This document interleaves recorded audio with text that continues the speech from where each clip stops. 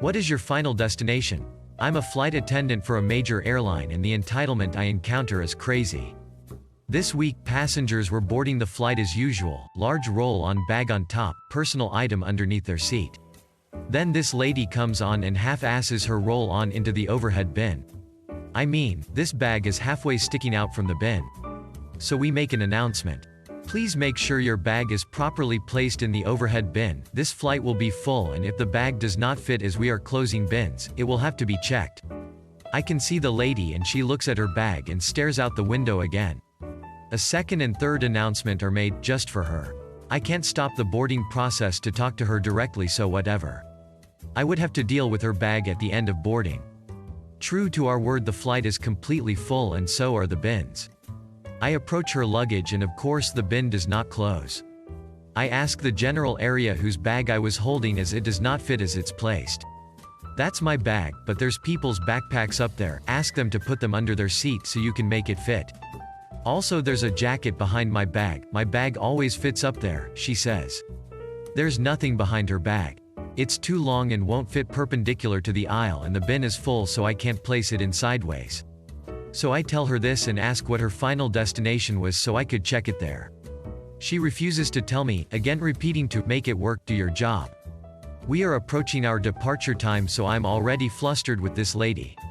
I said, I'm sorry, I can't make it work. This bag needs to be checked.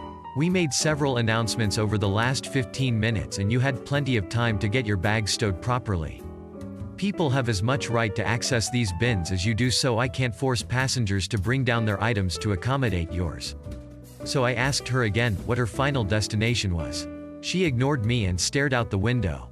Ma'am? No answer. Ma'am? Nothing. Fine. I take the bag down and hand it to the agent. What's the final destination, he asks. Our flight was headed to Chicago. I paused. Lubbock. So the GM that replaced me at my previous restaurant decided it would be a good idea to use my Spotify in their main dining room to set the mood for their final turn. The song only made it 59 seconds before he realized Dr. Dre and Snoop were the evening's entertainment. Thank you Spotify for letting me change songs remotely. Me v. the rude old lady at my church. For context, I play piano for a local church. I go every Sunday, have been since I was 13. For the most part, I love everyone at the church and they love me. But, I'm quite a bit younger than most of the members. This Sunday I was playing piano for choir practice. Enter rude old lady who sings in the choir. We'll call her Betty. Betty believes she's God's gift, pun intended, to music. Personally, I think her singing is ish. Betty stops the song to yell, she missed a note. She missed a note. That's why I'm off. She was referencing me. Firstly, there were no missed notes. Secondly, she knows my name, yet always refers to me as she, as if I'm not sitting right there. She does this one more time during practice, causing me embarrassment. I vowed revenge. We had a Thanksgiving potluck lunch after the service. Everyone had signed up for different dishes. To ensure there was enough for everyone, many people had the same dishes. Betty had signed up for cranberry sauce. Like everyone else, I was excited and hungry. We all anxiously lined up for the feast, which was being served buffet style. Betty ended up next to me in line. As we're approaching the table, Betty proclaims that one of the cranberry sauces is hers and specifically points it out.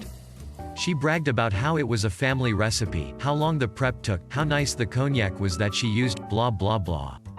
As she was engaging everyone to choose her cranberry sauce, my revenge plan began to form. Cranberry sauce isn't really my thing. Normally I would either skip it entirely, or take a little just to be polite. This time, however, I took a large scoop and proclaimed how much I love cranberry sauce. Then I took scoops of the other 2 cranberry sauces available. I proceeded to take scoops of most all the other dishes as well. My plate was noticeably full. I took a seat at the same table at Betty. Everyone began to eat. I ate every bite of food on my plate, including the cranberry sauces. Which wasn't pleasant, given I don't care for it, but I managed. Except the sauce made by Betty. That I took a single bite of and then promptly left on my plate untouched. She noticed. When she asked me why I wasn't eating the rest of my sauce, I quietly told her I had found a hair in mine. Let's just say most of the plates ended up looking a lot like mine. Thanks for watching and don't forget to give a thumbs up if you enjoyed it. Have a good one.